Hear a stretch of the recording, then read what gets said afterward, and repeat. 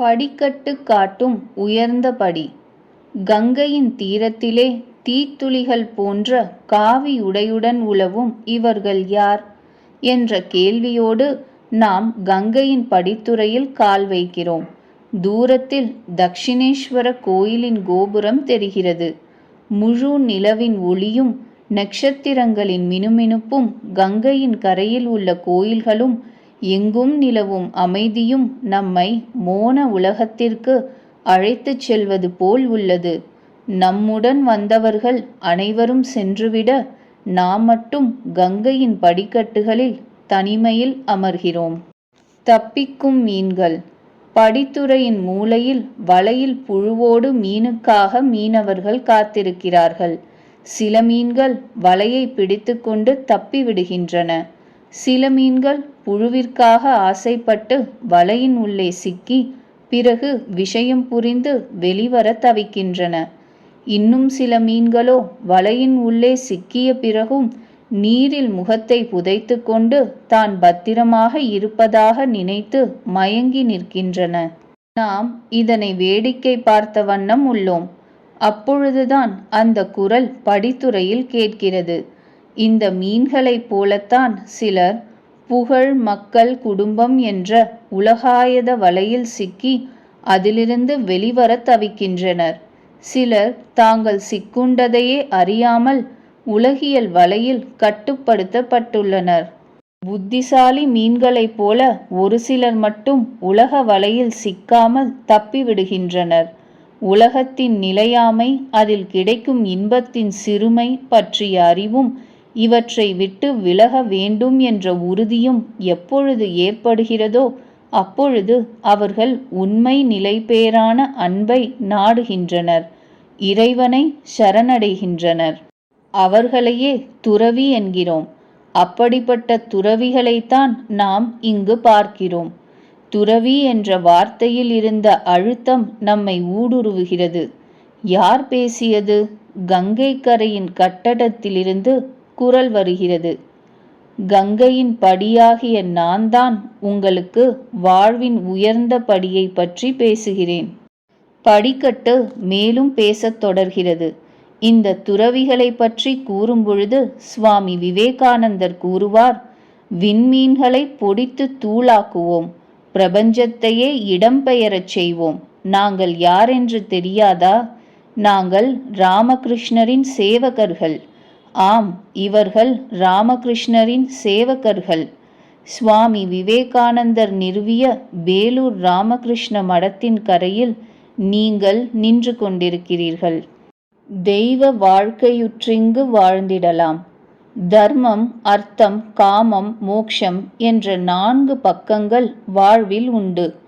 பொருள் ஈட்டுவது, ஆசைகளின்படி சுகங்களை அனுபவிப்பது, முழுமையான சுதந்திரத்தை பெறுவது, இவை அனைத்தையும் தர்ம நெறியில் அடைவது என்பதே அவை.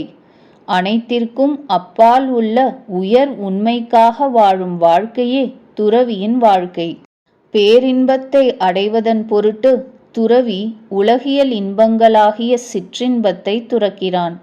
உயர் உண்மையை அடைவதற்காக புலன்களையும் மனத்தையும் கட்டுப்படுத்தி குறிக்கோளையே நினைவில் கொண்டு வாழ்கிறான் துறவி. இப்படி உயர் உண்மையை அடைந்துவிட்டால் அவர் சமூகத்திற்கு வரப்பிரசாதமாக ஆகிறார். அவரது அன்பு நிழலில் பலர் இளைப்பாறுகின்றனர். அந்த குரல் கேட்கிறதா? அதனால்தான் துறவியின் அன்றாட தேவைகளை சமூகம் பார்த்து கொள்கிறது. நீண்ட சொற்பொழிவிற்கு பிறகு படிக்கட்டு அமைதி காக்கிறது. யாருக்கு துறவு? படகோட்டிகள், மீனவர்கள், மறுகரைக்கு போக படகிற்காக காத்திருக்கும் பயணிகள், இவர்களைத் தவிர படித்துறையில் வேறு யாரும் இல்லை. நாம் மெல்லிய குரலில் படிக்கட்டுகளிடம் பேசுகிறோம். துறவியின் தேவைகளை மற்றவர்கள் பார்த்து கொள்கிறார்கள். அவரும் பேரின்பத்தை அடைகிறார் என்றால் அனைவரும் காவியுடை அணிந்து துறவியாக விரும்புவார்கள் அல்லவா? படிக்கட்டிடம் இருந்து பலத்த சிரிப்பொலி கேட்கிறது. பிறகு படிக்கட்டு தொடர்கிறது. அன்னையார் கூறுவார், காவியுடை புனிதத்தின் சின்னம். காவி அணிவது விளையாட்டு விஷயமல்ல. துறவியாக வேண்டுமானால் பகவானை அடைவதற்காக மன ஏக்கம் வேண்டும். பகவானைத் தவிர வேறெதுவும் வேண்டாம் என்ற மனம் உறுதியாகச் சொன்னால் துறவை மேற்கொள்ளலாம். உறுதியற்ற வைராகியம் நிலைப்பதில்லை. குருதேவர் ராமகிருஷ்ணரிடம் எத்தகு இயல்பான துறவை கண்டோம். புளிப்பு மாங்கனிகள் நிறைய கிடைக்கும். மிகுந்த சுவையுள்ள மாங்கனிகள் வெகு சிலவே கிடைக்கும். அதுபோல இறைவனையே நாடும் உள்ளம் உடையவர்களே துறவு மேற்கொள்ள வேண்டும். மற்றவர்கள் உரிய பக்குவம் வரும் வரையில் பணியில் ஈடுபட்டபடி அகத்துறவை மேற்கொண்டு கடமைகளுக்கு இடையே கடவுளை நாட வேண்டும். எத்தகு உண்மையான வார்த்தைகள் இவை! அன்னையல்லவா? அனைத்து குழந்தைகளின் மன இயல்பு புரிந்திருப்பதில் வியப்பில்லை. நிலவின் ஒளி கங்கை முழுவதும் படர்ந்துள்ளது. பார்ப்பதற்கு வெள்ளியை கங்கை முழுவதும் உருக்கி வார்த்தது போல் உள்ளது. படிக்கட்டு கதை ஒன்று சொல்கிறது. சத்திய யுகம் பிறந்துவிட்டது. ஸ்ரீ ராமகிருஷ்ண பரமஹம்சரை யுகாவதாரம் என்கின்றனர். இவர் பிரபஞ்ச ஆராய்ச்சி கூடத்தில் ஆன்மீக ஆராய்ச்சி நடத்தினார். அதன் முடிவை உலகிற்கு வெளியிடும் திறன் வாய்ந்தவருக்காக காத்திருந்தார். சுவாமி விவேகானந்தர் என்று பின்னாளில் அழைக்கப்பட்ட நரேன், கடவுள் என்பவர் இருக்கிறாரா, அவரை காண முடியுமா என்ற தேடலோடும் உலக நன்மைக்கு ஏதாவது செய்ய வேண்டும் என்ற உறுதியுடனும் இருந்தார். இந்த கடவுள் மனிதரும் மனித கடவுளும் சந்தித்ததின் விளைவுதான் இன்றைய ராமகிருஷ்ண மடங்கள். ஸ்ரீ ராமகிருஷ்ண பரமஹம்சர் தமது தவ பலன் முழுவதையும் சுவாமிஜியிடம் கொடுத்து உலகத்திற்கு நரேன் போதிப்பான் என்ற இறை ஆணையையும் விட்டுச் சென்றார். குருதேவரின் மறைவுக்கு பின்னர் அவரது துறவிச் சீடர்கள் வராக நகர் மடத்தில் தவ வாழ்க்கையில் ஈடுபட்டனர். என்றாலும் சங்கமாகச் செயல்படும் எண்ணம் அவர்களிடம் இல்லை. இந்த நிலையில் சுவாமி விவேகானந்தர் சிகாகோவில் நடைபெற இருந்த சர்வ மத மகாசபையில் கலந்து கொண்டு இந்து மதத்தின் சிறப்பை உலகுக்கு உணர்த்த விரும்பினார். அதற்கான அருளாசியை குருதேவரிடமிருந்து தெய்வீக காட்சி மூலம் பெற்றிருந்தார். அதை உறுதி செய்ய அன்னைக்கு கடிதம் எழுதி அன்னையின் ஆசியை கோரினார். அந்த சமயத்தில் அன்னைக்கு ஒரு தெய்வீக காட்சி கிடைத்தது. முழு நிலவு ஒளிரும் இரவில் அன்னை கங்கை கரையில் அமர்ந்திருந்தார். அப்பொழுது குருதேவர் அன்னையின் பின்னிருந்து அவரை தள்ளி விடுவது போல் வந்து கங்கையில் கரைந்து விட்டார். சுவாமி விவேகானந்தர் அங்கு தோன்றி ஜெய் ஸ்ரீ ராமகிருஷ்ணா என எண்ணற்ற மக்களின் மீது கங்கையின் நீரை தெளித்தார் என்பதாக அந்த காட்சி இருந்தது. இதன் மூலம் சுவாமிஜி உலக மக்கள் அனைவருக்கும் குருதேவரின் அருள் அமுதத்தை கொடுப்பதில் கருவியாக போகிறார் என்பதை அன்னையார் உணர்ந்தார். எனவே தமது அன்பையும் ஆசியையும் சுவாமிஜியுடன் வெளிநாட்டிற்கு அன்னை அனுப்பினார். வெளிநாட்டில் வேதாந்தத்தின் வெற்றி கொடியை நாட்டிவிட்டு இந்தியா திரும்பிய சுவாமிஜி குருதேவரின் செய்தியை பரப்ப நிலையான இயக்கத்தை உருவாக்க எண்ணினார்.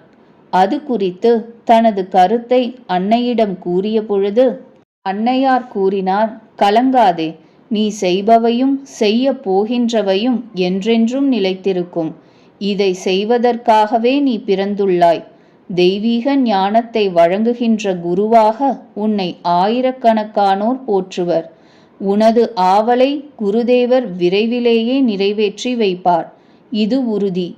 நீ செய்ய விரும்புகின்ற பணி மிக விரைவாக நடைபெறப் போவதை நீ காண்பாய் என்று தன் ஆசிகளை வழங்கினார்.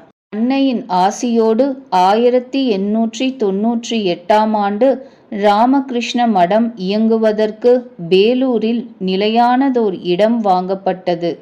அன்னையை முதன்முதலாக அங்கு அழைத்துச் சென்றபோது அன்னை மகிழ்ச்சியில் திளைத்தார். இப்பொழுது என் பிள்ளைகள் தலை சாய்க்க ஓர் இடம் கிடைத்துவிட்டது. இறுதியில் குருதேவர் அவர்களுக்கு அருள் புரிந்து விட்டார் என ஆனந்தத்தோடு கூறினார். ஒருமுறை சுவாமிஜி அன்னையிடம், அம்மா, இது உங்களிடம் என்றார். அன்னையின் பெயரில்தான் மடத்தின் சங்கல்பம் செய்யப்பட்டது. அன்னை பேலூர் மடத்தை பற்றி கூறும்பொழுது, பேலூர் மடம் என்ன அமைதியான இடம், ஆஹா, இயல்பாகவே அங்கே தியானம் கைகூடுகிறது என்பார். பலராம் போஸ் என்ற குருதேவரின் இல்லற சீடர் வீட்டில் சங்க கூட்டம் நடைபெறும். அன்னை பலமுறை இந்த கூட்டத்தில் பக்தைகளுடன் கலந்து கொண்டிருக்கிறார். இவ்வாறு பலரை ஆன்மீக பாதையில் வழிநடத்தும் சங்கம் உருவானது. அது சத்திய யுகத்தின் விடியலை பறைசாற்றியது. அன்னையின் வழிகாட்டுதலில் படி தொடர்கிறது. அன்னை சங்க குருவாக இருந்து சங்கத்தை வழிநடத்தினார். உலக வாழ்வை துறந்து துறவியாக விரும்பிய தகுதி வாய்ந்த எண்ணற்றவர்களுக்கு சந்நியாச தீட்சை வழங்கினார். இதற்கு அவர்களின் குடும்பத்தினரிடமிருந்தும் சமூகத்திடமிருந்தும் பலத்த எதிர்ப்பு இருந்தது. இதற்கு அன்னை, இதோ பார், உனக்கு அவனை பற்றி என்ன தெரியும்?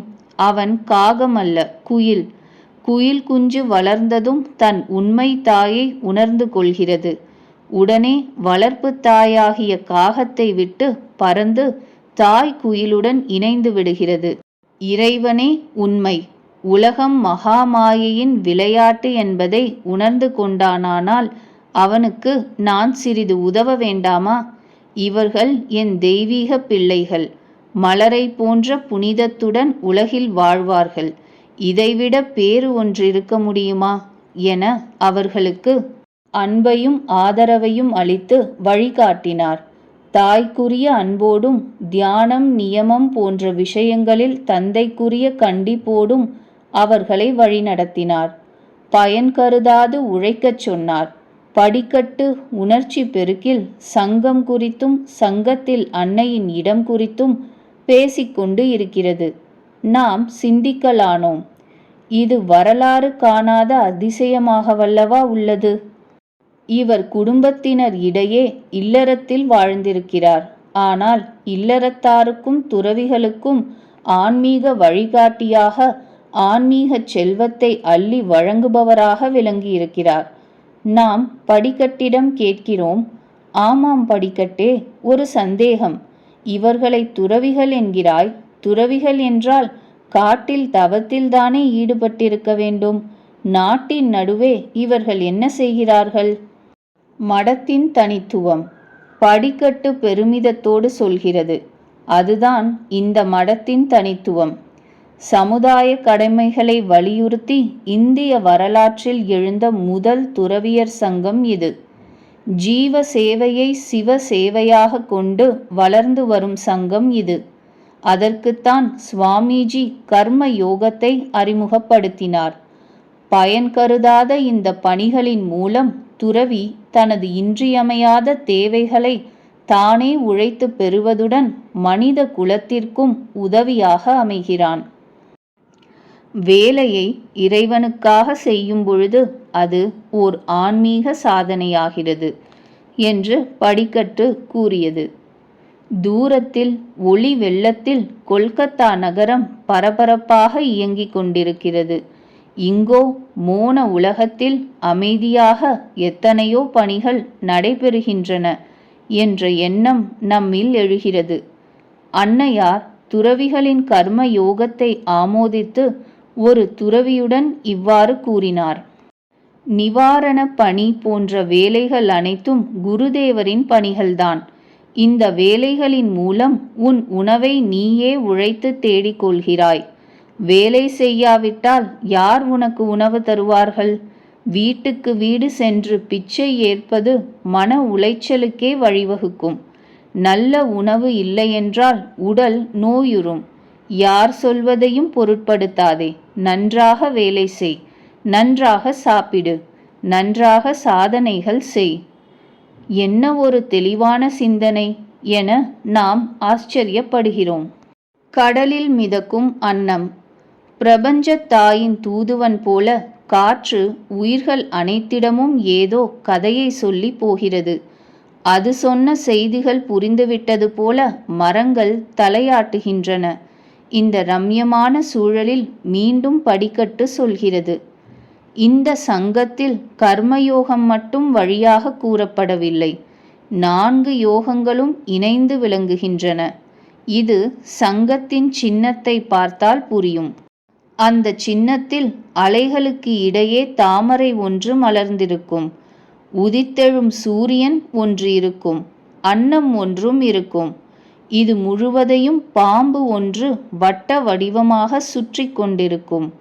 இதில் உள்ள அலை வீசும் தண்ணீர் கர்மத்தையும், தாமரை பக்தியையும், உதய சூரியன் ஞானத்தையும், சுற்றி கொண்டிருக்கும் பாம்பு யோகத்தையும், எழுப்பப்பட்ட குண்டலினி ஆற்றலையும், அன்னம் பரமாத்மாவையும் குறிக்கிறது. எனவே படத்தின் திரண்ட கருத்து கர்மயோகம், ஞானயோகம், பக்தி யோகம், ராஜயோகம் ஆகிய 4 இணைப்பால் பரமாத்மாவின் காட்சியை பெறுவதாகும். ஏழைகளையும் அறிவிலிகளையும் கடவுளாக போற்றுங்கள். அவர்களுக்கு தொண்டு செய்வதன் மூலம் நீங்கள் கடவுளுக்கே தொண்டு செய்தவர்கள் ஆவீர்கள். முகமது மலையிடம் வரவில்லை என்றால் மலை முகமதிடம் செல்லட்டும். மக்கள் உங்களை தேடி வரவில்லையெனில் நீங்கள் அவர்கள் வாழும் இடங்களுக்குச் சென்று அவர்களுக்கு அடிப்படை கல்வி, சுகாதாரம், சுத்தம், ஆன்மீக பண்பாடு இவற்றை கற்றுக் கொடுங்கள் என்று சுவாமிஜி தன் சகோதர சீடர்களையும் தொண்டு பணியில் ஈடுபடுத்தினார். துறவும் தொண்டுமே நமது நாட்டின் 2 கண்கள். இது நமது நாட்டின் தேசிய நீரோட்டம். இந்த நீரோட்டத்தை புதுப்பிக்கும் சங்கமாக இது இன்றும் விளங்கி வருகிறது. இந்தியாவின் பல மாநிலங்களிலும் வெளிநாட்டிலும் இந்த மடத்தின் கிளைகள் பரவியுள்ளன. ஸ்ரீ ராமகிருஷ்ண மடத்தின் துறவிகள் ஆத்மனோ மோக்ஷார்த்தம் ஜகத் ஹிதாயச்ச என்பதை தனது வாழ்வின் இலக்காக கொண்டு வாழ்ந்து வருகின்றனர். அதாவது தனது ஆன்ம விடுதலையே உலகின் நன்மை. மனித வாழ்வின் உயர்ந்த படியாகிய துறவிற்கும் தொண்டிற்கும் இருப்பிடமான இந்த மடத்தை மக்கள் அடைய பயன்படும் படியாக இருப்பதில் நான் பெருமை அடைகிறேன் என படிக்கட்டு சொல்லி முடிப்பதற்கும் மடத்தில் மணி அடிப்பதற்கும் சரியாயிருந்தது. மரியா நம்மை தேடி வருகிறார். அங்கு இருக்கிறீர்களா? எங்கெல்லாம் உங்களை தேடுவது என்கிறார். தெய்வீக அலைகள். மரியா நம்மை வழிநடத்த நாம் படிக்கட்டிடம் இருந்து விடை பெற்று மடத்தை நோக்கி போகிறோம். பல நாட்டு கலாச்சாரங்களின் ஒருங்கிணைப்பாய் அந்த பெரிய கோயில் நம் கண்ணுக்கு படுகிறது. நாம் போகும் வழியில் சுவாமி பிரம்மானந்தர், சுவாமி விவேகானந்தர், அன்னை ஸ்ரீ சாரதா தேவியின் கோயில்கள் உள்ளன. அந்த பெரிய கோயிலில் நுழைகிறோம். விசாலமான பிரார்த்தனை கூட்டத்தில் பலர் தியானத்தில் ஆழ்ந்துள்ளனர். மங்கலான ஒளி வட்டத்தில் குருதேவர் ஸ்ரீ ராமகிருஷ்ண பரமஹம்சர் பரவச நிலையில் அமர்ந்துள்ள திருவுருவம் நம் கருத்தை கவர்கிறது. அங்கு நிலவும் ஆனந்தமும் அமைதியும் நம்மை தொற்றிக்கொள்கிறது. கங்கையின் சிற்றலைகளை கடந்து வந்த நம்மை தெய்வீக அலைகள் சூழ்வதை உணர்கிறோம். மனம் ஒருமுகப்பட்டு வேறு நினைப்பு இன்றி பகவான் ஸ்ரீ ராமகிருஷ்ணரை பற்றியே சிந்திக்கிறது. ஓ, இதுதான் தியானமோ? நம் சிந்தனையை கோயில் மணிச்சத்தம் கலைக்கிறது. கோயில் பூட்டுவதற்கான நேரம். அனைவரும் அமைதியாக வெளியேறுகின்றனர். நாமும் மரியா ஜானியுடன் வெளியே வருகிறோம். மரியா கேட்டாள், நாம் பிரசாதம் எடுத்துக்கொண்டு இன்று இங்கேயே தங்கலாம். ஆஹா, இன்றைய இரவு இந்த யோக பூமியில் கழிய போகிறது. சுவாமி விவேகானந்தர், அன்னை ஸ்ரீ சாரதா தேவி நடந்த பூமி. ஸ்ரீ ராமகிருஷ்ணரின் நேரடி சீடர்கள் வாழ்ந்த இடம். இன்றும் எத்தனையோ துறவிகளை தவத்தோடு தொண்டு செய்தபடி வாழும் இடத்தில் நமது இரவு பொழுது கழிய போகிறது. நாளை பார்க்கலாமா? இதுவரை கேட்டவை தர்மம், அர்த்தம், காமம், மோக்ஷம் என்ற மனித வாழ்வில் 4 பக்கங்கள் உண்டு. தர்ம நெறியில் பொருள் ஈட்டுவது, ஆசைகளின்படி சுகங்களை அனுபவிப்பது, முழுமையான சுதந்திரத்தை அடைவது என்பதே அவற்றின் விளக்கம். உயர் உண்மையை அறிந்து முழுமையான சுதந்திரம் அடைதல் என்பதே துறவியின் லட்சியம். இந்த குறிக்கோளை அடைவதற்காக புலன்களையும் மனத்தையும் கட்டுப்படுத்தி சுயநலமற்ற பணியில் ஈடுபட்டவராய் துறவி வாழ்கிறார். உயர் நிலையை அடையும் துறவி சமூகத்திற்கே வரப்பிரசாதம் ஆகிறார். அவரது அன்பு நிழலில் பலர் இளைப்பாற முடியும், வாழ்வின் கரையை அடைய முடியும். எனவே சமூகம் அவரது அன்றாட தேவைகளை கவனித்துக் கொள்கிறது. ஆனால் இந்த துறவு வாழ்க்கை அனைவருக்கும் உகந்ததல்ல.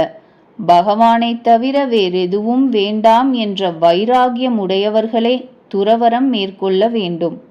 பகவான் ஸ்ரீ ராமகிருஷ்ணர், அன்னை ஸ்ரீ சாரதா தேவியார் இவர்களின் அருளாலும் ஆசியாலும் சுவாமி விவேகானந்தரின் உழைப்பாலும் உருவான ஸ்ரீ ராமகிருஷ்ண மடம் மற்றும் மிஷன் அனைத்தும் சமய நெறிகளின் சங்கமமாக சமூக கடமைகளில் பங்கெடுப்பதாக விளங்கி வருகிறது.